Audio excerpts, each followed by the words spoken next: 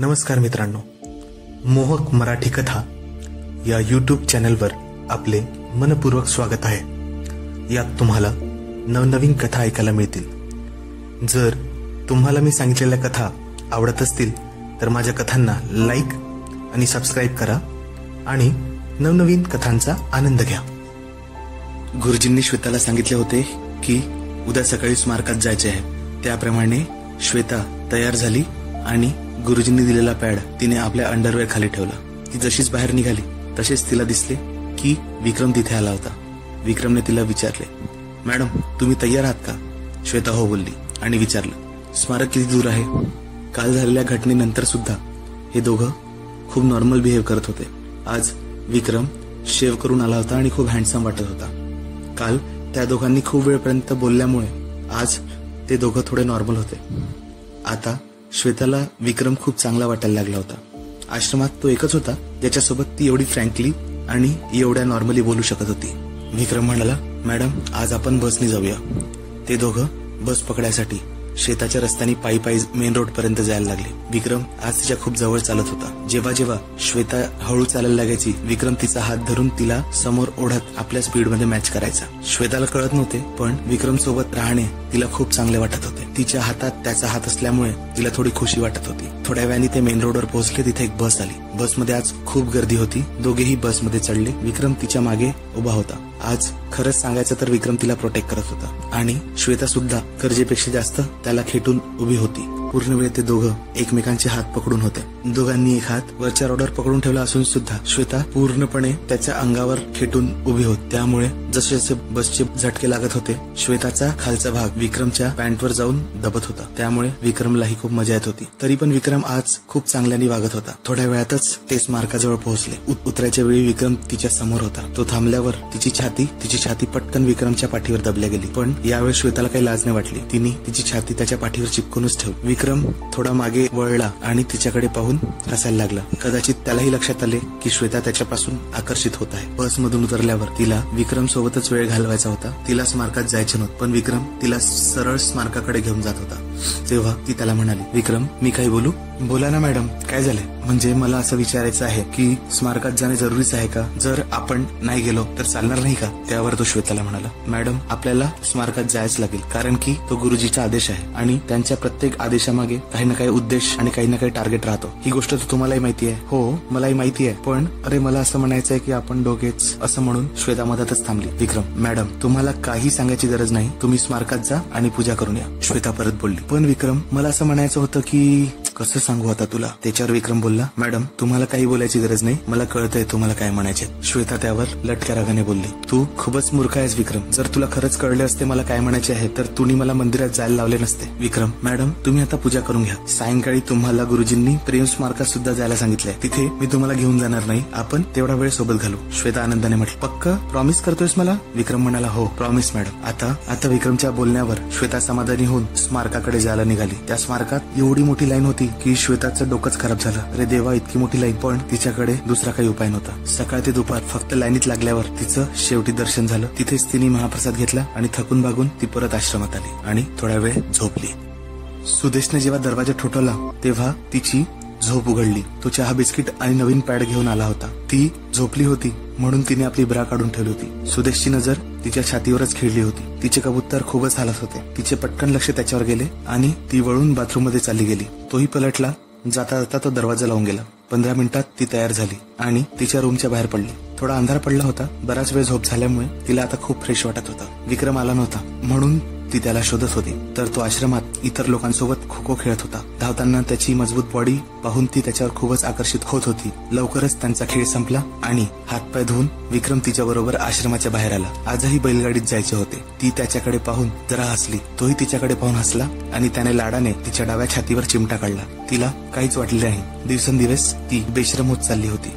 बैलगाडी आली। विक्रम म्हणाला की पहिले प्रेम स्मारकात जायलाच लागेल, नाहीतर बैलगाडीवाला आश्रमातील इतर लोकांना सांगू शकतो की आपण तिथे गेलोच नाही. त्याचे बोलणेही बरोबर होते. हे ऐकून ते दोघेही बैलगाडीत बसले. विक्रम तिला लगेच चिपकून बसला. बाहेर बराच अंधार पसरला होता. काल छत्री त्रासदायक वाटणारा बैलगाडीचा प्रवास आज श्वेताला खूपच मजेशीर वाटत होता. विक्रम, मॅडम रस्त्यावर लक्ष ठेवा, आपण खूप जवळ बसलेले लोकांना दिसता कामा नये. तो तिच्या कानात कुजबुजला. त्याचे जाड ओठ तिच्या कानाला स्पर्श करत होते आणि तो मागून हात टाकत तिला मिठीत घेऊन बसला होता. तिच्या अंगात शिरशिरी आली होती. तिला वाटत होतं की ती कॉलेजच्या पहिल्या डेटवर चालली आहे. जेव्हाही बैलगाडीचे झटके लागत होते तेव्हा त्यांचे पाय एकमेकांना स्पर्श करत होते. ती विक्रमचा एक हात पकडून होती आणि त्याच्या बोटांशी खेळत होती आणि हळूहळू बैलगाडी समोर वाढत होती. सुनसान जागा पाहून विक्रम तिच्या पदराच्या हात टाकून तिची छाती कुरवाळायला लागला. त्याच्या अशा केल्याने तिला वेगळाच आनंद होऊ लागला. तिने आपले डोळे बंद केले. त्याचे बोट तिच्या ब्लाऊजच्या वर फिरून तिची स्तनाग्रे शोधत होते. तो तिला लाडाने म्हणाला, मॅडम कुठे लपून ठेवली आहे तुमची बटणं?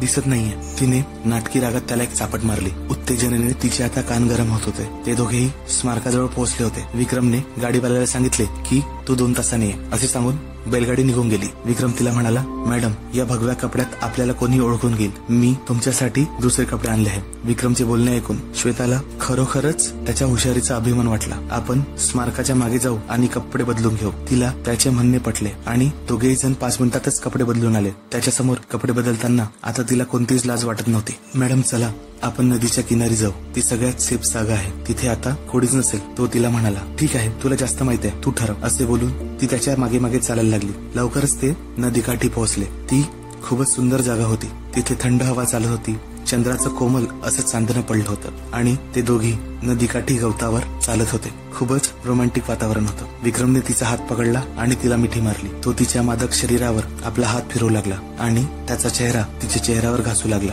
श्वेता खूपच उत्तेजित झाली होती. तिने त्याचं चुंबन घेतलं. तोही तिला तसाच प्रतिसाद देऊ लागला आणि तिच्या ओठातील रस पिऊ लागला. ती उत्तेजनेच्या शिखरावर पोहोचत होती. विक्रम विक्रम असे म्हणून त्याच्या नावाने सुस्कारे टाकत होती. तिचा पदर कधीचाच खांद्यावरून खाली घसरला होता. त्याला तिची क्लिवेज दिसत होती. विक्रमने त्याचा चेहरा मग तिच्या छातीवर लावला आणि तो तिच्या छातीच्या वरच्या भागाला चाटायला लागला. श्वेताला आता कंट्रोल होत नव्हते. तिने आपल्या डाव्या हाताने विक्रमच्या पॅन्टमध्ये कडक झालेल्या सोट्यावर हात ठेवला आणि एक सुस्कारा सोडला. मग ती वरूनच त्याचा सोटा पकडून कुरवाळू लागली. अचानक आपले हात तिच्या छातीवरून काढले आणि तो नदीकडे पाहू लागला. काही क्षण श्वेताला कळलेच नाही की तो काय करतोय.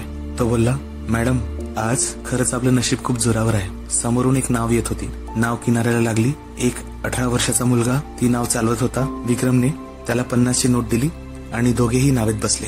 श्वेताचे हृदय जोरजोराने धडधडायला लागले. खूपच रोमॅन्टिक माहोल होता. चंद्राचं कोवळं चांदणं आणि नदीत छोटीशी नाव आणि त्यात ते दोघं. उन्मादाने तिची अंडरवेअर ओली व्हायला लागली. ती विक्रमला म्हणाली, बाबूलालला तिकडे तोंड करायला सांग. त्याच्यासमोर मी काहीच करू शकणार नाही. मग विक्रमच्या सांगण्यावरून बाबूलालने तिकडे तोंड फिरवले, पण तो तिरक्या नजरेने मागे पाहतच होता. मॅडम आता आपले कपडे उतरवा. विक्रम तिच्या कानात पुटपुटला. तिने नाटकी रागात त्याला एक बुक्की मारली. विक्रम बोलला, मॅडम बघा किती रोमॅन्टिक वातावरण आहे. तुम्ही त्या बाबूलालकडे लक्ष देऊ नका. असे समजा की इथे फक्त आपण दोघेच आहोत. नाव खूप छोटी होती, जवळपास 8 फूट, आणि बाबूलालकडे पाहून तिला सारखं विचित्र वाटत होतं. पण एक गोष्ट खरी होती की तिला आता काही सहन होत नव्हतं. 2 दिवसापासून वरवरच्या झालेल्या छातीच्या स्पर्शाने ती आता विटून गेली होती. तिच्या बाबूलालमुळे होणाऱ्या प्रॉब्लेमचा विक्रमला आता कंटाळा आला होता. त्याने तिला उलटी फिरवले. आता दोघेही बाबूलालकडे पाठ करून होते. विक्रमने आता तिला काही बोलू दिले नाही आणि तिला मिठीत घेऊन तिचे चुंबन घ्यायला लागला. पहिले तर तिने थोडा विरोध दाखवला, पण ती आता सगळं विसरून त्याला साथ देत होती. ती आता त्याचे ओठ वेड्यासारखे तिच्या तोंडात फिरवू लागली. विक्रमने आता तिचा हात त्याच्या पॅन्टच्या झिपजवळ नेला. तो तिचा पदर बाजूला करून ब्लाऊजचे बटन उघडायला लागला. त्यांचे ओठ अजूनही एकमेकाला चिपकलेच होते. ती झिपवरूनच त्याचा सोटा कुरवाळायला लागली. विक्रमचा सोटा तिने बाहेर काढला होता. श्वेताने आपल्या नवऱ्याचा सोटा अनेकदा पाहिला होता, पण विक्रमचा बराच मोठा होता. तिची अंडरवेअर आणि पॅड अधिकाधिक ओली होत होती. विक्रमने तिचा पूर्ण ब्लाऊज काढून टाकला. आता ती फक्त एका पांढऱ्या अंतर्वस्त्रात त्याच्या समोर उभी होती. ती नाही नाही म्हणेपर्यंत विक्रमने तिचे ब्लाऊज काढून टाकले होते, पण विक्रमने तिला चुंबने काही सोडले नव्हते. श्वेताच्या शरीरात आता वेगळी शिरशीर उठली होती. तिने त्याच्या हातून ब्लाऊज घ्यायचा प्रयत्न केला, पण त्याने तो मागे बाबूलालकडे फेकून दिला. तो आता तिची साडी उतरायला लागला. पाहता पाहता विक्रमच्या मिठीत ती फक्त ब्लाऊज आणि साडीवर होती. तिने मागे वळून पाहिलं तर बाबूलाल सुद्धा तिच्या अर्धनग्न शरीराकडे पाहत होता. तर लाजून तिचा हात आपोआपच तिच्या छातीकडे गेला आणि श्वेता विक्रमला म्हणाली, थोडी तर लाज ठेव विक्रम, मी त्याच्यासमोर आता कपडे उतरू शकत नाही. लहान मुलगा असला म्हणून काय झाले. विक्रम काही आर्ग्युमेंट करण्याच्या मूडमध्ये होता. तो तिला परत जवळ घेऊन तिचे चुंबन घेऊ लागला. सोबत तो तिची दोन्ही कबूतर दाबत होता आणि तिच्या खाली मागे तिची 2 कलिंगडे सुद्धा दाबत होता. ती उत्तेजित होऊन सळसळायला लागली आणि त्याच्या पाठीवर तिच्या नखांनी ओरबडायला लागली. आता तो उघडा झाला आणि ते कपडे त्याने बाबूलालकडे फेकून दिले. कारण हवा खूप जोरात सुरू होती आणि नावेतून उडून कपडे नदीत पण पडू शकत होते. श्वेता पण तिचे कपडे काढायला उत्सुक होती, पण तिची नजर सारखी बाबूलालकडे जात होती. आता तो तिच्या ब्राचा स्ट्रॅप काढत होता, पण ती त्याला सारखं नाही नाही म्हणत होती. तो काही ऐकण्याच्या मनस्थितीत नव्हता. शेवटी त्याने तिच्या ब्राचा स्ट्रॅप काढला आणि मागे बाबूलालकडे फेकून दिली. ती आता वरून पूर्ण उघडी होती. लाजेने तिने आपले डोळे बंद करून टाकले. आता बाबूलाल श्वेताची ब्रा हातात धरून पाहू लागला आणि म्हणाला, ही तर घामाने खूप ओली झाली आहे. विक्रमने त्याच्याकडे पाहिले आणि तो त्याला म्हणाला की वाळायला ठेव, आणि दुसऱ्या हाताने तो तिची स्तनाग्रे दाबत होता. विक्रम आणि बाबूलाल दोघेही बोलत होते. तो बोलला की ठीक आहे, मी याला वरच्या खांबाला बांधून देतो, म्हणजे ती हवेने वाळून जाईल. याचा अर्थ तो झेंड्यासारखा ती हवेत लटकवणार होता.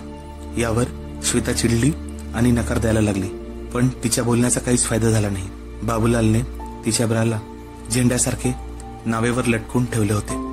विक्रमचा सोटा आता पूर्णपणे बाहेर होता आणि पेटीकोटच्या बाहेरून तिला मागे टोचत होता. तिला खूप लाज वाटत होती. हालत्या नावेसोबत तिची छातीही वरखाली होत होती. विक्रमने मागे हात टाकून जोरात तिची दोन्ही कबुतरे दाबायला सुरुवात केली. असे केल्याने तिची स्तनाग्रे कडक व्हायला लागली आणि खालून तिची मैना गळायला लागली. ती आपला मागचा भाग त्याच्या सोट्यावर दाबत होती. आता त्यांनी एका हाताने तिच्या बेंबीसोबत खेळायला सुरुवात केली आणि तो हात खाली नेत पेटीकोटमधून तिच्या मैनेच्या केसांवर फिरवायला लागला. गुरुजींनी दिलेली पॅड घातली असल्यामुळे तो मैनेच्या पूर्ण जवळ पोहोचू शकत नव्हता, पण तो पॅडवरूनच तिची मैना दाबत होता. तिने ओशाळून तिचे पाय दाबले, पण विक्रमने तिला जोरदार झटका दिला. आता त्याचा हात तिच्या पेटीकोटच्या नाड्यापर्यंत पोहोचला होता. त्याने खचकन पेटीकोटचा नाडा ओढला. श्वेताने विरोध केला की ते काढू नको, ती पूर्णपणेच उघडी होऊन जाईल. तो म्हणाला, प्लीज मॅडम, मला तुमचे उघडे शरीर पाहायचे आहे. तरी ती त्याला नकार देत होती. प्लीज नको, प्लीज, तो आपल्याला पाहत आहे. विक्रम म्हणाला, तुम्ही बाबूलालकडे लक्ष देऊ नका. तसेही मी तुमची चुंबन घेत होतो तेव्हा त्याने तुमची छाती पाहिली आहे, तर आता खूप विचार करण्याची गरज नाही. तिला विक्रमने पुढे काही बोलू दिले नाही आणि तिचा पेटीकोट खाली खेचून टाकला. आता ती पूर्णपणे उघडी होती. एकतर तिची निक्कर एवढी छोटी होती की त्याच्यात पूर्णपणे तिचे नितंब झाकलेच जाऊ शकत नव्हते. एक मागून छोटी स्ट्रॅप सारखंच काहीतरी होतं किंवा एखाद्या लेस सारखं, पण ती आता लाजेने चूरचूर होत होती. विक्रम म्हणाला, मॅडम, तुम्ही किती मादक दिसता ना, लग्नानंतरही तुमची फिगर किती मेंटेन आहे. विक्रम परत तिचे चुंबन घ्यायला लागला आणि तिच्या उघड्या शरीरावर इकडे तिकडे हात फिरू लागला. विक्रमने तिला पूर्ण उघडे केले होते, पण अजूनही श्वेताला भोगायची इच्छा होत नव्हती. खरोखरच गुरुजींची औषध तिचा असर दाखवत होती. विक्रमलाही कदाचित ते माहीत होते. आता त्याने तिला नावेवर झोपवले आणि तो तिच्या शरीरावर हात फिरवत होता. तिकडून बाबूलालही तिरक्या नजरेने श्वेताकडे पाहत होता. विक्रम आता श्वेताच्या मैनेवरील केसांना कुरवाळत होता आणि परत एकदा चुंबनाचा वर्षाव तो तिच्यावर करू लागला. त्याचे दोन्ही हात पूर्ण तिच्या शरीरावर फिरत होते आणि तो तिची बटणे आळीपाळीने चोखत होता आणि त्यामुळे तिच्या अंगात खूपच शिरशीर वाढत होती. श्वेता आता विक्रमचा सोटा कुरवाळत होती. खूप वेळ छातीवर तोंड सुख घेतल्यानंतर विक्रमने तिला सोडले. ती आकाशाकडे तोंड करून बघायला लागली. चंद्राचा कोवळ्या चांदण्यात विक्रमच्या लाळेने भिजलेले तिची दोन्ही कबूतर आता चमकत होते. तिची बटणे आता सुजली होती. विक्रम आता तिच्या मानेवर चुंबन घेत होते. पहिल्यांदाच कोणी परपुरुष श्वेताच्या अंगाशी खेळत होता. आजपर्यंत तिला जो काही आनंद तिच्या पतीपासून मिळाला होता त्यापेक्षा आज जो आनंद होत होता तो बराच वेगळा होता. त्याने श्वेताला म्हटले की जरा पलटा. श्वेता आता उघडी झाली. तिचा खालचा मागचा भाग जवळपास पूर्णपणे उघडाच होता. आता तिच्या पृष्ठभागावर त्याने आपले तोंड ठेवले होते. श्वेता जोरजोरात सुस्कारे देत होती. श्वेता उत्तेजनेने कापायला लागली.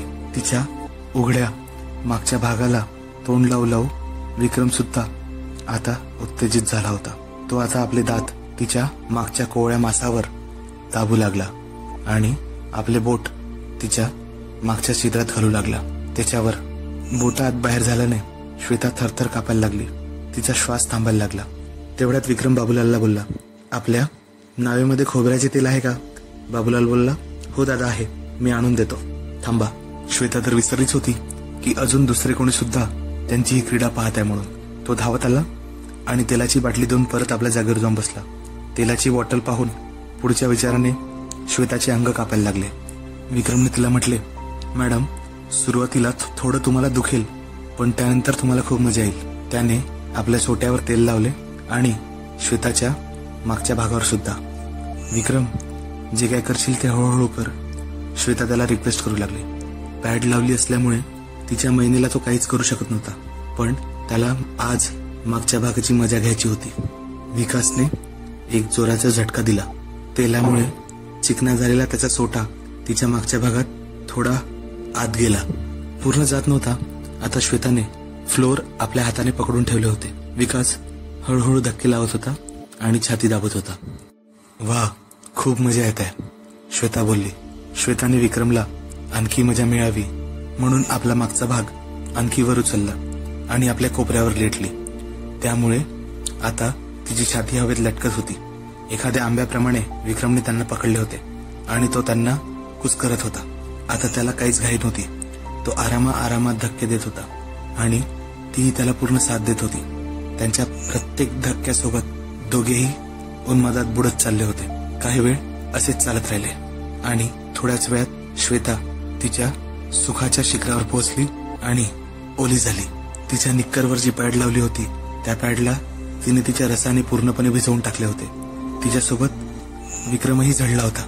काही वेळ ते दोघेच असेच नावेवर पडून राहिले आणि थंड हवेचा आनंद घेऊ लागले.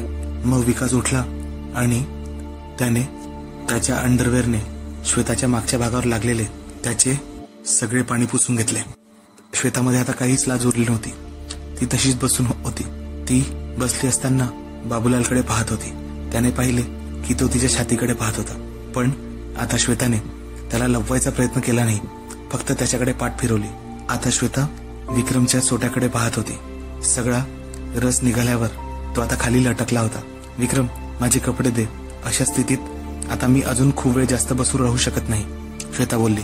विक्रम बाबूलालला म्हणाला, बाबूलाल आमचे कपडे घेऊन ये आणि नाव किनाऱ्याकडे घेऊन जा.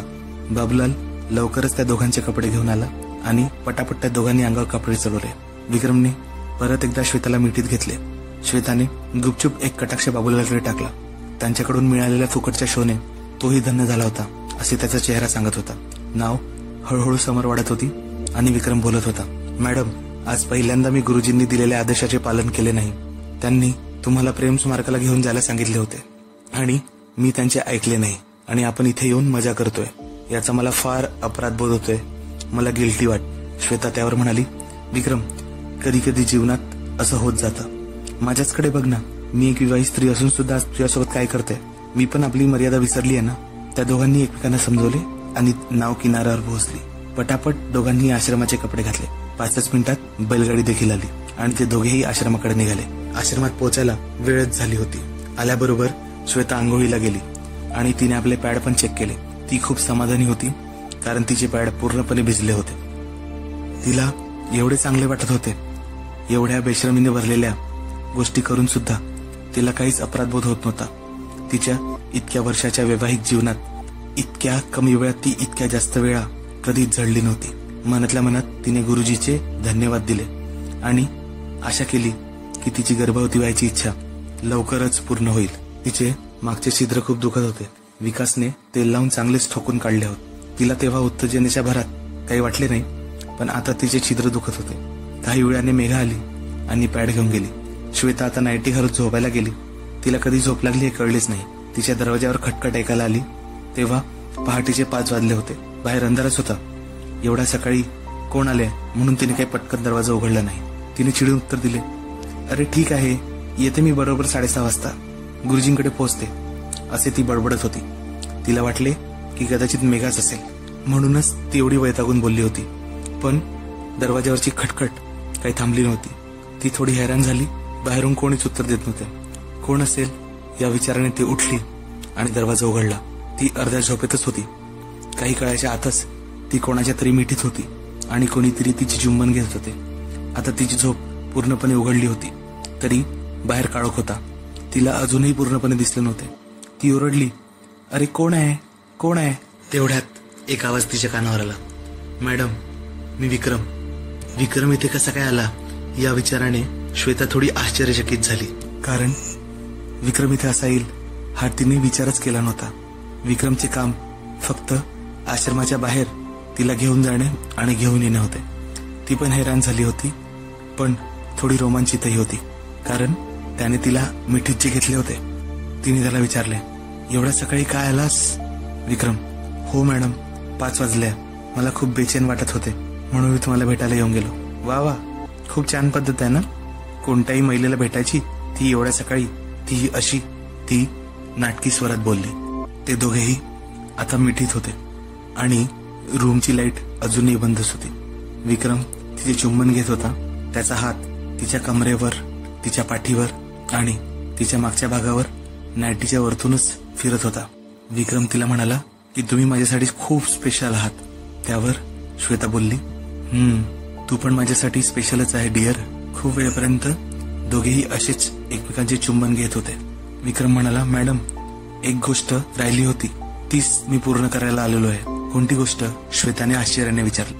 मॅडम, नावेमध्ये बाबूलाल असल्यामुळे मी तुम्हाला पूर्णपणे उघडे पाहू शकलो नाही. विक्रम तिच्या अंगाशी खेळत होता. तिला खूप उत्तेजित झाल्यासारखे वाटत होते. तिला पण त्याच्यासोबत वेळ घालवायचा होता आणि त्याची इच्छा ऐकून ती सुद्धा खुश झाली होती. पण तिने तसे दाखवले नाही आणि त्याला म्हणाली, पण विक्रम तुम्ही तर ऑलमोस्ट सगळंच पाहिलं आहे ना? विक्रम म्हणाला, नाही मॅडम, बाबूलाल असल्यामुळे पॅन्टी तुमच्याच अंगावर होती. तुम्हाला मी पॅन्टीवर पाहिले होते त्यामुळे, आणि मला तुमची मैना दिसली नाही. तसेही रात्री झोपली असताना श्वेता सगळे अंडरगार्मेंट काढूनच ठेवत होती. ती फक्त नाईटीवरच होती आणि विक्रम तिला मिठीत घेऊन तिच्या शरीरावर हात फिरवत होता. त्याच्या अशा वागण्याने श्वेताने आपले डोळे बंद करून टाकले आणि ती त्या मोमेंटचा मजा घ्यायला लागली. तो तिचा मागचा भाग कुस्करायला लागला आणि तिची नाईटी त्याने वर ओढली. त्यामुळे तिच्या मांड्या पूर्णपणे उघड्या झाल्या. ती त्या पोजमध्ये खूपच वेगळी वाटत होती. विक्रम थोडा वाकला आणि त्याने श्वेताला आपल्या कडेवर उचलले. तिचे दोन्ही पाय हवेत होते. त्याने तिला कडेवर उचलून गोल फिरवले, जसे एखाद्या पिक्चरमध्ये हिरो हिरोईनला फिरवतो. तिला खूपच मजा येत होती. आजपर्यंत तिच्या नवऱ्याने तिच्यासोबत कधीच असे केले नव्हते. विक्रमला चांगल्या पद्धतीने माहित होतं की एखाद्या महिलेला कसं खुश ठेवायला पाहिजे. विक्रम प्लीज मला खाली उतरव. विक्रम, मॅडम बेड कुठे आहे? बेडवरच उतरवीन मी तुम्हाला. हे ऐकून दोघेही हसायला लागले. थोडा वेळ ती त्याच्या कडेवरच बसून राहिली. दोघेही डोळे बंद करून एकमेकांच्या शरीराचा फक्त अनुभव घेत होते, शरीराला फील करत होते. त्याने तिला दोन्ही हात वरती करायला सांगून तिची नाईटी पूर्णपणे ओढायचा प्रयत्न केला. त्यावर श्वेता म्हणाली, विक्रम प्लीज थांब, प्लीज. त्यावर तो म्हणाला, मॅडम मी तुम्हालाच खुश करते. त्याने तिची नाईटी तिच्या पोटापर्यंत वर केली आणि तो तिची मैना पाहायला खाली वाकला. मग त्याने तिच्या मैनेजवळ त्याचे तोंड नेले आणि तो तिच्या मैनेवर तोंड फिरू लागला. श्वेता आता सळसळत होती. तो आपली नाक तिच्या मैनेवर घासत होता आणि त्याचं तोंड त्याने तिच्या मैनेला लावलं होतं. तिची मैना आता खूप ओली झाली होती. दोन्ही हातांनी त्याने तिचा मागचा भाग पकडला होता आणि तो त्याला दाबत होता. आजपर्यंत श्वेताच्या नवऱ्याने कधीच तिच्या मैनेवर तोंड ठेवले नव्हते आणि आज अशी परिस्थिती होती की एक असा माणूस होता जो तिचा नवरा नव्हता, तो तिची मैना चाटत होता. तिच्या आयुष्यात हे पहिल्यांदा होत होता. थोड्या वेळातच ती उत्साहाच्या शिखरावर पोहोचली आणि रसात भिजवून गेली. तो आता उभा होऊन आपली बोटे मैनेत वर खाली करायला लागला. आताच शांत झालेल्या श्वेताला परत उत्तेजना व्हायला लागली. विक्रम तिला वेगळेच सुख देत होता. आता तिची इच्छा त्याच्यासोबत भोग घ्यायची होती. काल ती तिने घेतलेल्या औषधांच्या प्रभावात होती, त्यामुळे काल तिची काही तशी इच्छा होत नव्हती. पण तिला असं वाटत होतं की आता दोघांनीही मिळून एकमेकांना गपागप शांत केलं पाहिजे. तिच्या डोक्यात परत एक विचार फिरत होता की ती मॅरिड आहे, तिला विक्रम सोबत असे नाही करायला पाहिजे. पण आता जे काय होत होते ते तिच्या कंट्रोल बाहेर होते. तिने आपली सारी लाज एका बाजूला ठेवली आणि एखाद्या वेश्येप्रमाणे ती विक्रमला तिला भोगायसाठी विनंती करायला लागली. विक्रम, आता प्लीज कर ना, मला आता आत घ्यायचं आहे, आता माझ्याकडून सहन होत नाहीये. आता विक्रमने तिची दोन्ही कबुतरे पकडून त्याला कुस्करायला लागला होता. लगेच त्याने नाईटी तिच्या डोक्यावरून काढून फेकून दिली. आता ती विक्रम समोर पूर्ण उघडी होती. पहिल्यांदा आयुष्यात ती कोणत्या दुसऱ्या माणसासमोर पूर्णपणे उघडी होती. तरी पण तिला लाज वाटत नव्हती, उलटे तिला करायची खूप इच्छा होत होती. तेवढ्यात खटखट खटखट आवाज आला. श्वेताचे तर डोकेच खराब झाले. विक्रम पटकन तिच्यापासून वेगळा झाला आणि दूर उभा झाला आणि तिला शांत व्हायचा इशारा करायला लागला आणि तिला म्हणाला, मॅडम प्लीज दरवाजा उघडू नका, नाहीतर माझी वाट लागेल, प्लीज इथूनच बोला. श्वेता त्यावर म्हणाली, ठीक आहे. कोण आहे बाहेर? तिने असे दाखवले की ती अजूनही खूप गाढ झोपलेली आहे आणि दरवाजाची खटखट ऐकून सुद्धा तिचे अजून डोळे उघडले नाही. तिचे हृदय जोरजोरात धडधड करत होते. ती अजूनही पूर्णपणे उघडीच उभी होती. सुदेश बोलला, मॅडम मी सुदेश आहे, 6 वाजले. त्यावर ती वैतागून म्हणाली, ठीक आहे, मी उठत आहे, 10-15 मिनिटात तयार होऊन गुरुजींकडे चालली जाईल, उठवल्याबद्दल धन्यवाद. सुदेश म्हटला, ठीक आहे मॅडम, आणि तो निघून गेला. विक्रम म्हणाला, अरे बापरे, थँक गॉड आपण वाचलो, आणि तो निघायला लागला. श्वेता त्याच्याकडे कळवळून पाहायला लागली. अरे मला अशा स्थितीमध्ये सोडून चाललायस तू? ती खूप उत्तेजित झाली होती. तिच्या पूर्ण शरीरात आग लागली होती. ती पूर्णपणे गरम झाली होती. तिची मैना टपटप टपकत होती आणि विक्रम तिला म्हणत होता की त्याला तिला सोडून द्यायचंय. मॅडम समजण्याचा प्रयत्न करा, आता मला जायलाच लागेल. जर कोणी इथे आपल्याला पकडले तर खूप परेशानीची गोष्ट होऊन जाईल. आणि विक्रमने इकडे तिकडे पाहिले, दरवाजा उघडून चालला गेला आणि श्वेता उत्तेजित तशीच एकटी पडून होती. तिची स्थिती अशी होती की ती स्वतःला खुश करायला लागली आणि आपली छाती आणि आपल्या महिन्यात बोट घालून ती तशीच थंड व्हायला लागली. थोड्या वेळात तिला असे वाटले की ती किती वेळपर्यंत अशीच बसून राहील. मग ती उठली, या बाथरूम मध्ये गेली. तिची महिना अजूनही टपकत होती. कशी तरी तिने आंघोळ केली, पण तिच्या शरीरातली गरमी अजूनही निघाली नव्हती. तिने आंघोळ केल्यानंतर साडी घातली, ब्लाऊज पेटीकोट घातला, तिची औषध घेतली आणि गुरुजींना भेटण्यासाठी ती त्यांच्या खोलीत चालली गेली. तर मित्रांनो, हा होता संततीचा मोह या कथेचा 7वा भाग. आम्ही लवकरच सगळे भाग प्रकाशित करण्याचा प्रयत्न करू. तोपर्यंत तुम्ही मोहक मराठी कथा या चॅनलला लाईक, शेअर आणि सबस्क्राईब करा, हीच विनंती. धन्यवाद.